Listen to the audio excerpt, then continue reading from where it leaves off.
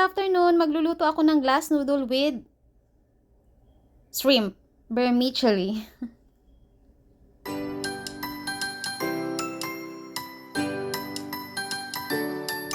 So, ayun, una, kailangan muna nating ihanda ang vermicelli, glass noodles, basta yun na yun. Ibabad natin siya sa tubig ng at least 5 minutes para lumambot. And then, yung shrimp kanina, galing din siya sa freezer. So, frozen, binabad ko rin siya sa tubig. And then, hinanda ko na tong mga ingredients. Kailangan lang natin ng luya, bawang, at saka sibuyas. I-mince lang natin yung bawang, tapos i-slice ng maliliit yung luya at pati yung sibuyas. Ako lang ba na pag nag-i-slice ng sibuyas, hindi pwedeng hindi ako umiiyak. So, sibuyas lang po talaga ang nakakapagpaiyak sa akin.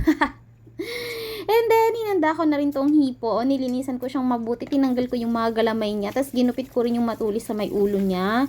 And then, hinugasan ko siyang mabuti. Tapos, kailan kasi natin i-slice yung taas niya, yung likod niya, para matanggal yung bituka. Kasi, diba, dyan nakalagay yung bituka niya. O, diba, ang laki.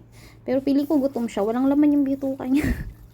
And then, hinugasan ko siya ulit. Kailangan ko rin pala dito ng chicken broth, pati soy sauce, sugar, asin, at saka pamintang durog. Yung chicken broth, ginagamit ko siyang pangsabaw para mas masarap yung glass noodles natin mamaya. And then, prepare ko muna yung sauce na gagamitin ko. Pinaghalo ko lang yung pati, soy sauce, tsaka sugar. Naglagay din ako ng konting wine. Depende sa inyo yung wine kasi ako allergy ako sa wine. So, sobrang konti lang talaga yung nilalagay ko. And then, naghanda na rin ako dito ng kawali. Dito ko siya lulutuin. Alam nyo ba dapat ano to, yung clay pot yung gagamitin. Since wala nga kami nun, pwede na to sa kawali, 'di ba? And then, luya muna. Tapos, igigisa ko lang dyan ng konti yung mga hipon. Once na mag-orange na siya, so okay na siya, tanggalin na natin. Kasi yung hipon kasi hindi siya masarap pag overcooked, nagda-dry siya. So, dapat once na nag-start na siyang maging orange, tanggalin na natin siya.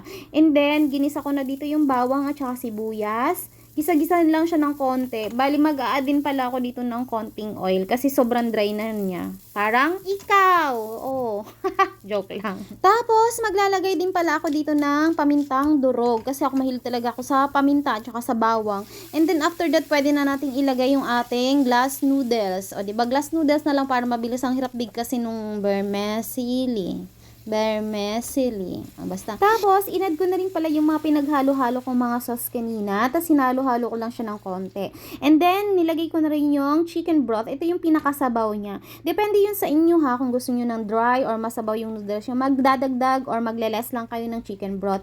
Then, pinakulaan ko lang siya ng 2 minutes na naka-low fire. Then, after that, nilagay ko na ulit. Binalikod na ulit yung mga hipon. Nag-add din ako ng chili sauce kasi gusto ko ng maanghang. Bali, 3 minutes ko lang talagang niluto yung glass noodles. And then, ayan na, okay na siya. Nililipat ko na siya sa bowl. Tapos, mag-add lang ako ng konting sesame oil dyan para mas sumarap yung lasa ng ating glass noodles. And then, gagarnishan lang natin siya ng parsley or coriander. Ayun, hoy, sobrang sarap nito. I-try nyo. Napakadali niyang gawin talaga. Hindi siya mahirap i-prepare. Tsaka yung lasa niya, hindi kayo magsisisi. Alam niyo bang first time natikman to ng amo kong babae, talagang naubos niya yung ganyan kadami. Konti lang siya kumain, di ba? Sabi niya, Jo, ang sarap nito. Ganun siya. Paano mo ginawa? Sabi ko, saan ko daw natutunan? Syempre, si Teacher Whitey, diba? Uy, ang sarap nito. Nakaka-addict siya. Ang lasa niya. Uy, ang sarap talaga. I-try nyo din, promise. Pwede kayong gumamit dito ng crab or kaya chicken thigh or kaya ano pa ba, squid. Depende sa inyo. Pero the best para sa akin yung shrimp. Kaya eto, habang nag-edit ako, nagugutom ako at gusto ko na namang magluto nito para sa lunch ko mamaya. O, diba? Ako lang ba yung pag nakakatikim ng masarap na pagkain na sinapapasayaw? Kaya kahit hindi naman ako marunong sumayaw. So, ayun, ilalagay ko pala sa comment section yung mga sauce na ginamit ko tsaka yung measurement kung gaano kadami. Paki-check na lang po. And then, yun lang po for today's video. Thank you po for watching. Bye and God bless!